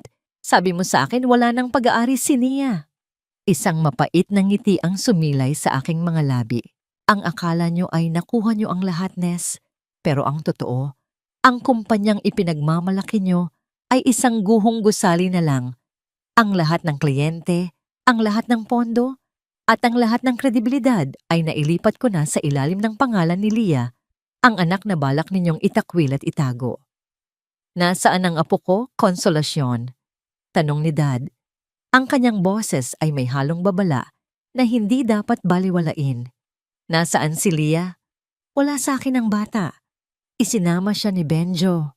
Sigaw ni Doña Konsolasyon. Ang kanyang maskara ng pagiging isang donya ay tuluyan ng natuklap. Inilalabas ang isang matandang puno ng takot. Sabi ni Benjo, itatago niya ang bata para hindi mo makuha niya. Sabi niya, may utang siya kay Mark. Naramdaman ko ang biglang pag-ikot ng aking paligid. Si Benjo, ang kapatid ko, ang akala ko ay kakampi ko siya base sa kanyang mensahe kagabi. Pero paano kung ang mensaheng iyon ay isa lamang pain para mapanatili akong kalmado habang itinatakas nila ang aking anak? Mabilis akong tumakbo patungo sa kwarto ni Lia sa tabi ng kusina. Pagbukas ko ng pinto, ang amoy ng amag ay sinalubong ako. Kasama ang nakakangilong katahimikan. Ang kanyang maliit na unan ay maayos na nakalagay, ngunit wala ang kanyang paboritong manika. Wala ang kanyang maliit na bag. Benjo, Lia! Isinigaw ko ang kanilang mga pangalan hanggang sa mamalat ang aking boses, ngunit tanging ang huni ng mga kuliglig sa labas at ang malakas na pagtulo ng ulan sa bubong ang sumagot sa akin. Naramdaman ko ang pagbagsak ng aking mga tuhod sa malamig na semento. Sa kabila ng tagumpay na ito, sa kabila ng pagkakaposas kay Mark at ang pagbagsak ng kanilang imperyo, nasaan ang katarungan para sa yakap ng aking anak? Kung mawawala si Lia, ang lahat ng perang nabawi ko, ang lahat ng kumpanyang naitayo ko muli, ay mawawala ng saysay. Nia, tumayo ka riyan, sabi ni Dad habang tinutulungan akong tumayo. Nakadeploy na ang mga pulis, hahanapin natin sila. Habang inalalayan ako ni Dad palabas ng bahay na naging bilangguan ko sa loob ng 7 taon, nakita ko si Mark na isinasakay sa sasakyan ng pulis. Ang kanyang mga mata ay puno ng galit, isang huling hirit ng isang talunang hari. Hinding-hindi mo siya mahahanap niya. Bulyaw niya bago isara ang pinto ng sasakyan. Kasama niya ang kapatid mo at alam mo kung gaano kadesperado si Benjo sa pera. Nang marinig ko ang tunog ng sirena na unti-unting lumalayo, naramdaman ko ang isang matalim na sakit sa aking bulsa. Ang cellphone ko ay nag-vibrate. Isang video message mula sa isang hindi kilalang numero. Nanginginig ang aking mga daliri habang binubuksan ko ang video. Doon, nakita ko si Lia na natutulog sa loob ng isang madilim na sasakyan. Suot pa rin ang kanyang paboritong pink na jacket. At sa tabi niya ang mukha ni Benjo, pawisan at puno ng kaba. Ate Nia, hindi ko alam kung saan tayo pupunta. Hinahabol kami ng mga tauhan ni Mark. Akala nila ay itatago ko si Lia para sa kanila. Pero hindi ko kaya, ate. Patawarin mo ako sa lahat ng nagawa ko. Susubukan kong dalhin siya sa lumang rest house natin sa Antipolo. Pero bilisan mo. May sumusunod sa amin na hindi ko kilala. Ang video ay natapos sa isang malakas na tunog ng pagpreno at ang biglang pagdilim ng screen. Antipolo. Bulong ko habang ang aking puso ay tila gustong kumawala sa aking dibdib. Dad, kailangan nating pumunta sa Antipolo ngayon din. Sa gitna ng malakas na ulan, habang ang kidlat ay gumuguhit sa madilim na langit, naramdaman ko ang isang kakaibang koneksyon sa aking anak. Hinawakan ko ang hair clip sa aking palad. Ramdam ang tulis nito na tila isang kompas na tumuturo sa direksyon ng aking buhay. Sa dinami-dami ng bagyong sinuong ko para sa katarungan, hindi ko akalaing ang pinakamalaking laban ay hindi sa loob ng korte o sa loob ng boardroom, kundi sa isang madilim na kalsada patungo sa huling santuwaryo ng aking pamilya. Isang tanong ang nananatiling umaalingaw-ngaw sa bawat patak ng ulan sa salamin ng sasakyan habang humaharurot kami patungo sa Antipolo. Sapat na kaya ang aking pagmamahal para mahila ang aking anak mula sa bangin ng kasakiman ng aking sariling dugo? O huli na ang lahat para sa isang inang ngayon pa lang natutong lumaban? Ang bawat patak ng ulan sa salamin ng sasakyan ay tila mga luhang nagmamadaling tumakas tulad ng nararamdaman ko sa mga sandaling ito. Humaharurot kami ni Dad patungo sa Antipolo. Ang ugong ng makina ay nakikipagpaligsahan sa dagundong ng kulog sa itaas. Hawak ko ng mahigpit ang aking cellphone, ang screen ay basa ng aking pawis at ang aking mga daliri ay nanginginig sa bawat segundong lumilipas. Dad, bilisan niyo pa po. Hindi ko mapapatawad ang sarili ko kapag may nangyaring masama kay Leah. Bulong ko. Ang aking boses ay lunod sa takot. Kumapit ka, Nia. Malapit na tayo. Sagot ni Dad. Ang kanyang mga kamay ay matatag sa manibela. Ang kanyang mukha ay seryoso at puno ng determinasyon habang binabagtas namin ang madilim at palikong daan ng sumulong highway. Hindi ko mapigilang isipin ang hitsura ni Mark at ni Ness kanina habang kinakaladkad sila ng mga awtoridad. Ang kastilyong buhangin na binuo nila sa ibabaw ng aking mga sakripisyo ay tuluyan ng gumuho. Ang mga bank accounts na akala nila ay puno ng ninakaw nilang pera ay naging mga hungkag na numero na lamang. Ang mga alahas ni Ness na ipinagmamalaki niya ay sasamsamin bilang bahagi ng ebidensya ng Luwadao Taichin. Ang bawat kasinungalingan nila ay naging batong bumagsak sa kanilang sariling mga ulo. Ngunit ang lahat ng tagumpay na yon ay tila naging abo sa aking panlasa dahil wala sa aking tabi ang aking anak. Ate Nia, kung naririnig mo to, nandito na kami sa lumang rest house. May mga lalaking nakasunod sa amin. Hindi ko alam kung sino sila, pero may mga dala silang armas. Ate, natatakot ako para kay Leah. Ang boses ni Benjo sa huling voice message na ipinadala niya ay puno ng pagsisisi. Naramdaman ko ang mabilis na pag-akyat ng dugo sa aking ulo. Ang rest house sa Antipolo ay ang tanging lugar na itinuring kong santuwaryo noong bata pa kami. Doon kami nagtatago ni Benjo kapag nag-aaway ang aming mga magulang. Hindi ko akalaing doon din magaganap ang pinakamadilim na kabanata ng aming buhay. Pagdating namin sa gate ng rest house, sinalubong kami ng isang nakakangilong katahimikan. Ang puting gate ay nakabukas ng bahagya at ang mga damo sa paligid ay tila nagluluksa sa ilalim ng ulan. Nakita ko ang sasakyan ni Benjo na nakaparada ng tabingi sa tapat ng pintuan. Ang mga ilaw nito ay nakabukas pa rin at ang pinto sa gilid ng driver ay wasak. Leah, Benjo!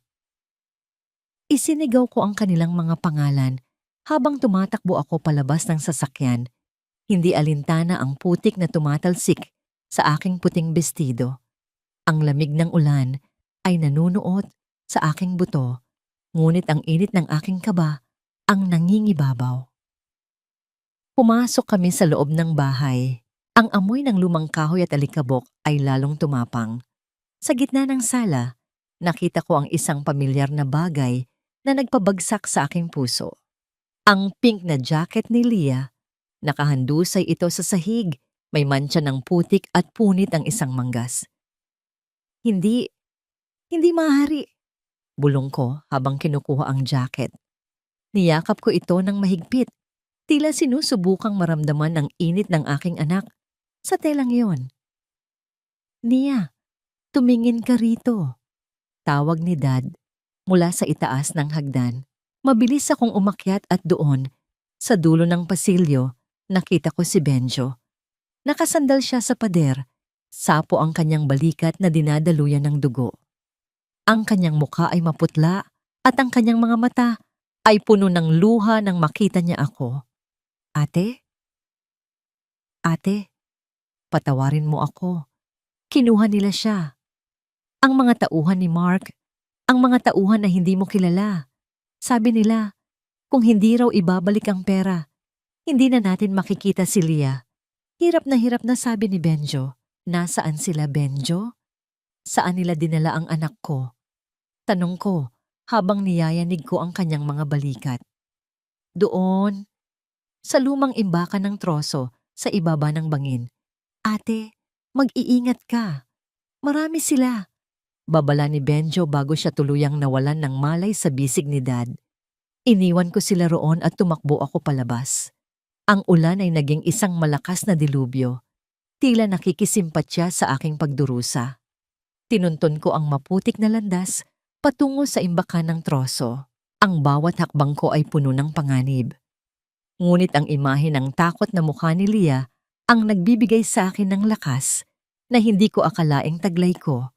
Nang makarating ako sa imbakan, nakita ko ang isang itim na van. 2 lalaki ang nakatayo sa labas, may hawak na mga baril, at sa loob ng van, narinig ko ang mahinang iyak ng aking anak. "Mama! Mama!" Ang sigaw na yon ay tila isang kidlat na tumama sa aking puso. Hindi ko na inisip ang aking kaligtasan. Kinuha ko ang isang matigas na sanga ng puno sa lupa at dahan-dahan akong lumapit sa likuran ng van. Ang kaba sa aking dibdib ay tila isang tambol na naghuhudyat ng digmaan. Sa sandaling iyon, naramdaman ko ang tulis ng hairclip ni Leah sa aking bulsa. Hinawakan ko ito ng mahigpit hanggang sa bumaon ang dulo nito sa aking palad. Ang hapdi ay naging paalala. Hindi ako papayag na ang huling alaala ni Leah sa mundong ito ay ang takot. Habang ang isa sa mga lalaki ay lumingon sa aking direksyon, itinaas ko ang sanga at buong lakas ko itong inihampas sa kanyang ulo. Ang tunog ng pagtama ng kahoy sa bungo ay bumasag sa katahimikan ng gabi. Ngunit bago ko pa man magawang lapitan ng van, ang isa pang lalaki ay itinutok ang kanyang baril sa akin. "Huwag kang gagalaw, Nia Santos. Ibigay mo sa amin ang code ng Amaryllis Creations o dito na magtatapos ang buhay niyo ng anak mo." Sigaw niya. Ang kanyang mga mata ay nanlilisik sa kasakiman. Tumingin ako sa kanya. Ang aking mukha ay basa ng ulan at luha. Ngunit ang aking titig ay hindi nayayanig. Wala na ang pera, wala na ang kumpanya. Ang tanging matitira sa inyo ay ang impyernong inihanda ko para sa inyo. Isang putok ang umalingaw-ngaw sa kagubatan, bumasag sa katahimikan ng ulan. Ngunit hindi ako ang natamaan. Ang tanong na nag-iwan sa akin sa gitna ng putikan at takot ay, sino ang nagpakawala ng balang iyon? At sapat na ba ang dugong dumanak para tuluyang matapos ang sumpa ng pamilya Villanueva? "Mama! Mama!" Ang bawat sigaw ni Leah ay tila isang pako na humihiwa sa aking kaluluwa. Ngunit ang putok ng baril na umalingaw-ngaw sa gitna ng malakas na ulan ay nagpatigil sa tibok ng aking mundo. Nanigas ako sa aking kinatatayuan, hinihintay ang hapdi ng bala, hinihintay ang dilim. Ngunit sa halip na sakit, ang nakita ko ay ang dahan-dahang pagbagsak ng lalaking may hawak ng baril. Ang kanyang sandata ay tumalsik sa putikan at ang kanyang huling hirit ng kasakiman ay napalitan ng isang ungol ng sakit habang hawak niya ang kanyang balikat. Mula sa likuran ng mga punong kahoy, lumitaw ang mga anino ng mga operatiba ng NBE. Kasunod ang aking ama na may hawak na flashlight. Ang liwanag nito ay tumama sa aking mukha. Tila isang banal na sinag na nagtatapos sa mahabang gabi ng aking pagdurusa. Hindi na ako nag-aksaya ng panahon. Tumakbo ako patungo sa van. Ang aking mga paa ay lumulubog sa malagkit na putik. Ang bawat hakbang ay puno ng desperasyon. Binuksan ko ang pinto ng van nang may marahas na lakas na tila ba ang bakal ay gawa lamang sa papel. Doon, sa sulok ng madilim na sasakyan, nakita ko si Leah, ang aking munting paru-paro, nanginginig sa takot. Ang kanyang mga mata ay kasing laki ng mga barya sa gulat. "Leah, anak ko!" Ang aking boses ay isang pagsabog ng emosyon, isang kombinasyon ng hagulgol at pasasalamat. Niyakap ko siya ng napakahigpit. Isiniksik ko ang kanyang maliit na katawan sa aking dibdib kahit na basang-basa ako ng ulan at putik. Ang init ng kanyang balat ay tila isang gamot na nagpahilom sa bawat sugat na ibinigay sa akin ni Mark. Sa sandaling iyon, ang tunog ng ulan, ang ingay ng mga pulis, at ang lahat ng sakit ng nakaraan ay naglaho. Tanging ang pintig ng puso ng aking anak ang narinig ko. Mama, huwag mo na po akong iiwan. Natatakot po ako. Bulong ni Leah habang sob ang kanyang mukha sa aking leeg. Hinding-hindi na anak. Pangako. Tapos na ang bagyo. Sagot ko habang hinahalikan ang kanyang noo. 6 na buwan ang mabilis na lumipas. Nakatayo ako sa harap ng isang malaking glass wall sa aking bagong opisina sa Makati. Ang sikat ng araw ay banayad na humahalik sa aking balat. Isang malaking kataliwasan sa madilim at maulan na gabi sa Antipolo. Sa pintuan ng aking opisina, nakasulat sa gintong mga titik ang pangalan ng aking bagong simula. Amaryllis Creations. Ang saffron designs ay wala na. Tulad ng apelyidong Villanueva, na pilit kong binura sa aking pagkakakilanlan. Ang bawat disenyo ng alahas na inilalabas namin ngayon ay simbolo ng kalakasan ng isang babae. Mga disenyong hindi nabubali. Mga disenyong nagniningning sa kabila ng dumi ng nakaraan. Ma'am Nia, narito na po ang huling ulat mula sa korte. Ang boses ng aking bagong sekretarya ang bumasag sa aking pagmumuni-muni. Inabot ko ang folder at binasa ang mga balitang matagal ko nang hinihintay. Si Mark ay nahatulan ng 12 taon na pagkakakulong dahil sa estafa at falsification of documents. Ang hiling niyang custody para kay Leah ay tuluyang ibinasura ng korte. Si Ness naman ay nahaharap sa patong-patong na kaso ng pakikipagsabwatan at ngayon ay nagtatago sa probinsya, baon sa utang at kahihiyan. At si Doña Consolacion, ang kanilang mansyon ay nailit na ng bangko. Nabalitaan ko na lamang na nakatira na siya sa isang maliit na paupahan, malayo sa karangyaang dati niyang ipinagmamalaki habang nanlalait ng ibang tao. Napaupo ako sa aking silya, ang bawat hininga ko ay puno ng kalayaan. Hindi ko na kailangang magbilang ng barya para sa gamot ni Leah. Hindi ko na kailangang manginig sa takot kapag bumukas ang pinto ng bahay. Ang tagumpay ko ay hindi lang dahil sa pera, kundi dahil sa kapayapaang nahanap ko sa aking sarili. Ngunit may isang bagay na nananatiling mantsa sa aking puso. Si Benjo. Bagaman nakatulong siya sa pagliligtas kay Leah, kailangan pa rin niyang harapin ang mga kasalanang nagawa niya dahil sa sugal. Kasalukuyan siyang nasa ilalim ng probation at nagtatrabaho bilang driver sa kumpanya ni Dad para bayaran ang kanyang mga utang.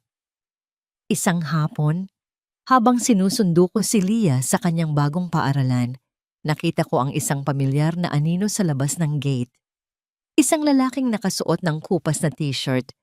Ang kanyang buhok ay gulo-gulo at ang kanyang mukha ay puno ng lumbay. Si Mark. Hindi ko alam kung paano siya nakalabas ng pansamantala. Marahil ay para sa isang hearing, ngunit ang makita siyang ganito, hina at wasak, ay hindi nagbigay sa akin ng saya. Nagbigay ito sa akin ng katahimikan. Tiningnan niya ako mula sa malayo. Walang galit sa kanyang mga mata, tanging isang malalim na pagsisisi na huli na para itama. Ngunit bago pa man siya makalapit, naramdaman ko ang pagtakbo ni Leah patungo sa akin. Mama, tignan mo ang drawing ko. Star po yan para sa'yo. Masayang sigaw ni Leah habang iwinawagayway ang isang pirasong papel. Niyakap ko siya at hinalikan sa pisngi. Hindi ko na lumingon muli kay Mark. Ang aking mundo ay nasa aking mga bisig na at ang nakaraan ay isa na lamang malabong anino sa likuran. Pagsapit ng gabi, habang pinagmamasdan ko si Leah na may himbing na natutulog sa kanyang malaki at komportableng kwarto, kinuha ko ang hair clip na may disenyong paru-paro. Ang kulay rosas nitong pintura ay medyo kupas na. May bakas pa ng putik mula sa antipolo na hindi ko na tinanggal. Ito ang aking medalya. Ito ang paalala na ang isang martir ay pwedeng maging isang mandirigma. Sa wakas anak, malaya na tayo. Bulong ko sa hangin. Ngunit bago ko tuluyang patayin ang ilaw, tumunog ang aking cellphone. Isang tawag mula sa isang hindi kilalang numero sa ibang bansa. Nang sagutin ko ito, tanging mabigat na paghinga ang narinig ko sa kabilang linya, kasunod ang isang pamilyar na boses na matagal ko nang hindi naririnig. Nia, hindi pa tapos ang lahat. Akala mo ba ay ganoon lang kadali iyon? Nia, hindi pa tapos ang lahat. Akala mo ba ay ganoon lang kadali iyon? Ang boses sa kabilang linya ay tila isang kalawangin na kutsilyong pilit na hinihiwa ang aking katahimikan. Kilala ko ang tinig na iyon, kay Ness. Pero wala na ang dati nitong tamis at kagaslawan. Ngayon, ang boses niya ay basag, puno ng desperasyon, at tila nanggagaling sa isang malalim na hukay ng pait. Hindi ako sumagot agad. Hinigpitan ko ang hawak sa aking cellphone habang pinagmamasdan ko ang mahimbing na pagtulog ni Leah. Ang marahang pagtaas at pagbaba ng kanyang dibdib ay ang tanging angkla ko sa realidad. Sa labas, ang mga ilaw ng Makati ay nagniningning na parang mga hiyas, isang mundong binuo ko muli mula sa mga durog na pangarap. Ness, mahinahon kong tugon, ang aking tinig ay kasing lamig ng marmol. Wala ka nang matatanggap sa akin. Ang lahat ng ninakaw niyo ay nabawi ko na. Ang kumpanya, ang dangal, at ang anak ko. Ano pa ang gusto mong patunayan? Nasa akin ang huling alas niya. Ang mga dokumentong magpapatunay na ang tatay mo, ang kagalang-galang na si Judge Roberto, ay may kinalaman sa maanumalyang transaksyon ng kumpanya mo dati. Kapag inilabas ko ito, kasama kang babagsak. Ang kanyang tawa ay tuyot at nakakangilo. Naramdaman ko ang isang maliit na kaba, ngunit agad itong napalitan ng isang mapait na pangingiti. Alam ko ang tinutukoy niya. Iyon ang mga dokumentong sadyang itinanim ni Mark para gawing panangga kung sakaling mabisto sila. Ngunit hindi nila alam. Iyon ang unang bagay na nilinis ni Dad bago pa man kami kumilos. Gawin mo ang gusto mo, Ness, pero bago mo gawin iyon, lumingon ka muna sa paligid mo. Sabi ko, bago ko tuluyang pinatay ang tawag. Kinabukasan, hindi ko hinayaang lamunin ako ng takot. Sa halip, pinuntahan ko ang huling lugar kung saan ko inaasahang makikita ang mga multo ng aking nakaraan. Hindi sa kulungan ni Mark, kundi sa isang maliit at madilim na paupahan sa dulo ng isang masikip na eskinita sa Caloocan. Doon ko natagpuan ang kaibahan ng langit at impyerno. Ang amoy ng kanal at basurang bulok ay nanunuot sa hangin. Sa isang sulok, nakita ko si Doña Consolacion. Ang babaeng dati ay hindi tumatapak sa lupa kung walang mamahaling sapato. Ngayon ay nakaupo sa isang plastik na upuan, naglalaban ng sarili niyang mga damit sa isang batya. Ang kanyang mga kamay, na dati ay puno ng brilyante, ay kulubot na at namumuti dahil sa sabon. Nang makita niya ako, ang kanyang mga mata ay nanlaki sa hiya. Ang hiya na 7 taon niyang ipinatikim sa akin ay tila isang dambuhalang alon na ngayon ay lumulunod sa kanya. Niya, bulong niya. Ang kanyang tinig ay wala ng bakas ng kapangyarihan. Naparito ka ba para pagtawanan ako? Hindi, ma. Sagot ko. Bagaman ang tawag na ma ay tila isang estrangherong salita na sa aking dila. Naparito ako para ibigay ito. Inabot ko sa kanya ang isang sobre. Naglalaman ito ng sapat na halaga para sa kanyang mga gamot at isang maayos na tirahan sa probinsya. Hindi ako tulad ninyo. Hindi ko kayang makakita ng matandang nagdurusa, gaano man kasama ang ginawa niya sa akin. Hindi siya nakapagsalita. Ang mga luha ay dahan-dahang pumatak sa kanyang kulubot na pisngi, mga luhang hindi galing sa galit, kundi sa pagsisisi at matinding kahihiyan. Pagkatapos noon, dinalaw ko si Mark sa loob ng Bartolina. Ang ingay ng mga bakal na rehas at ang singaw ng init sa loob ay tila isang pasilyo patungo sa katarungan. Nang lumitaw siya sa likod ng salamin, halos hindi ko siya nakilala. Ang kanyang balat ay maputla at ang kanyang mga mata ay wala ng ningning ng ambisyon. Inilapag ko ang mga huling papeles ng annulment sa harap niya. Pirmahan mo na ito, Mark. Tapusin na natin ang pagpapanggap na ito. Tiningnan niya ako. Ang kanyang mga labi ay nanginginig. Nia, patawarin mo ako. Akala ko, mas mahalaga ang pera. Akala ko, Ang kapangyarihan ang magpapasaya sa akin. Pero dito sa loob, tanging ang alaala ng nangiti ni Leah ang nagpapanatili sa akin na humihinga. Maari ko ba siyang makita? Tumingin ako sa kanya ng diretso. Walang puot, tanging isang malalim na kawalan ng emosyon. Sa tamang panahon, Mark, kapag sapat na ang edad niya para maintindihan kung bakit wala ang kanyang ama. Sa ngayon, hayaan mo muna kaming maghilom. Pinirmahan niya ang dokumento ng nanginginig ang mga kamay. Sa bawat kurba ng kanyang panulat, naramdaman ko ang huling tanikala na kumala sa aking pagkatao. Malaya na ako. Tunay na malaya. Paglabas ko ng kulungan, ang hangin ay tila mas masarap sipsipin. Pumunta ako sa isang parke kung saan naghihintay si Leah kasama si Dad. Habang pinagmamasdan ko ang aking anak na masayang hinahabol ang mga bula ng sabon sa hangin, naramdaman ko ang init ng sikat ng araw sa aking mukha. Lumapit sa akin si Dad at inakbayan ako. Tapos na ang lahat, Nia. Nakamit mo ang hustisya na hindi dinuraan ng iyong pagkatao. Salamat, Dad. Salamat. Dahil hindi niyo ako iniwan sa gitna ng bagyo. Bulong ko. Ang bagyo ang nagpatatag sa iyo, anak. Ngayon, oras na para sa pagbanaag ng araw, nakangiting sabi ni Dad. Hapon na nang makatanggap ako ng balita tungkol kay Ness. Nahuli siya ng mga pulis habang sinusubukang tumakas patungong ibang bansa gamit ang pekeng pasaporte. Ang mga dokumentong sinasabi niyang magpapabagsak sa amin ay napatunayang mga peke at lalong nagdiin sa kanya sa kasong perjury at blackmail. Ang huling hirit ng kasamaan ay naging sarili niyang bitag. Pagsapit ng gabi, dinala ko si Leah sa dalampasigan. Ang tunog ng mga alon ay tila isang banayad na kanta ng kalikasan, humahalik sa aming mga paa. Nakaupo kami sa buhangin, pinagmamasdan ng unti-unting paglubog ng araw na nag-iiwan ng kulay kahel at ube sa langit. Mama, tignan mo, ang ganda ng langit. Masayang sabi ni Leah habang itinuturo ang mga unang bituin na sumisipot. Oo, anak, tulad mo, nagniningning ang lahat kapag tapos na ang dilim.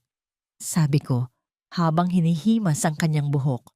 Sa sandaling iyon, naramdaman ko ang ganap na pagpatawad. Hindi para sa kanila, kundi para sa aking sarili. Pinatawad ko ang aking sarili sa pagiging marupok noon. Pinatawad ko ang aking sarili sa mga luhang inaksaya ko. Ang Nia na martir ay patay na, at ang Nia na mandirigma ay natuto ng magpahinga. Isang matamis na pagod ang bumalot sa akin. Ang bawat hapdi ng sinigang, ang bawat sampal ng nakaraan, ay naging mga pilat na ngayon ay nagsisilbing dekorasyon ng aking tagumpay. Habang ang gabi ay tuluyang lumalamon sa liwanag, alam ko sa aking puso na bukas, sa muling pagsikat ng araw, hindi na ako matatakot. Dahil ang babaeng dumaan sa apoy ay hinding-hindi na muling masusunog ng kahit anong init ng pagsubok.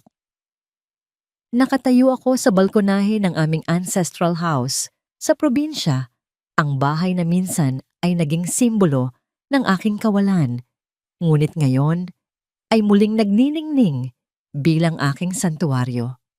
Ang sikat ng araw sa madaling araw ay dahan-dahang gumuguhit sa malawak na dagat, nag-iiwan ng kulay ginto sa bawat alon na humahalik sa pampang. Ang simoy ng hangin ay hindi na amoy alikabok at kalawang. Ngayon, amoy na ito ng sariwang dagat at ang bango ng mga namumukadkad na amaryllis sa aking hardin. Isang taon na ang lumipas mula nang gumuho ang kastilyong buhangin ni Mark at Doña Consolacion. Isang taon na rin mula nang huli kong maramdaman ang hapdi ng mainit na sabaw sa aking balat. Ang mga pilat sa aking braso ay naroon pa rin, manipis at maputla. Tila mga guhit ng isang mapa na nagpapaalala sa akin kung gaano kalayo na ang aking narating. Hindi ko na itinatago ang mga ito. Para sa akin, ang mga ito ay mga huantyong ng aking pakikipaglaban. Mama, tignan niyo po, nakahuli ako ng maliit na alimango. Masayang sigaw ni Leah mula sa dalampasigan. Pinanood ko ang aking anak habang tumatakbo siya sa buhanginan. Ang kanyang tawa ay tila isang musika na nagpapawi sa lahat ng aking pagod. Kasama niya si Dad na masiglang naglalakad sa kanyang tabi. Ang dati ay seryoso at matikas na Tampan Roberto ay isa na ngayong mapaglaro at mapagmahal na lolo. Ang kanyang presensya ang naging haligi ng aking kalakasan, ang nagturo sa akin na ang katarungan ay hindi lamang nakukuha sa loob ng korte, kundi sa kapayapaan ng puso. Ang Amaryllis Creations ay hindi na lamang isang kumpanya. Ito ay naging isang komunidad para sa mga kababaihang tulad ko na dumaan sa matinding pagsubok. Sa bawat hiyas na aming hinuhubog, may kwento ng pag-asa. Hindi na ako ang babaeng nagbibilang ng barya para sa bukas. Ako na ang babaeng nagtatakda ng aking sariling kapalaran. Nabalitaan ko kamakailan na si Benjo ay unti-unti nang nagbabago. Nakapagtapos na siya ng kanyang rehabilitasyon sa tulong ni Dad at ngayon ay tapat na nagtatrabaho sa aming farm. Ang sugat sa aming pamilya ay hindi pa lubusang hilom, ngunit ang bawat araw ay isang hakbang patungo sa tunay na pag-uunawaan. Tungkol naman kay Mark, Doña Consolacion at Ness, ang kanilang mga pangalan ay tila mga anino na lamang sa aking alaala. Hindi ko na sila kinamumuhian.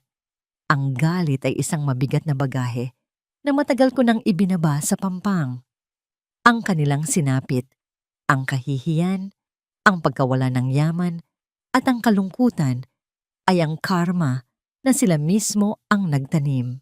Hindi ko kailangang maghiganti dahil ang tadhana na ang gumawa nito para sa akin sa pinakamasakit na paraan. Ang ipakita sa kanila ang aking tagumpay habang sila ay nalulunod sa sarili nilang pagkakamali.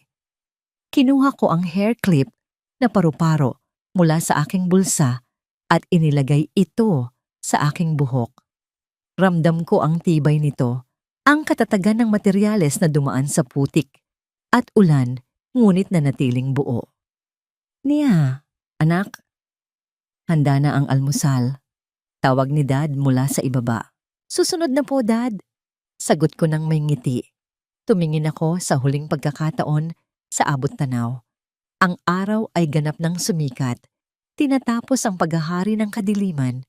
7 taon akong naging martir. 7 taon akong naging anino. Pero sa gabing ibinuhos nila sa akin ang lahat ng kanilang puot, hindi nila alam na dinidiligan lamang nila ang binhi ng aking pagbangon. Hindi na ako ang babaeng natatakot sa ngayon.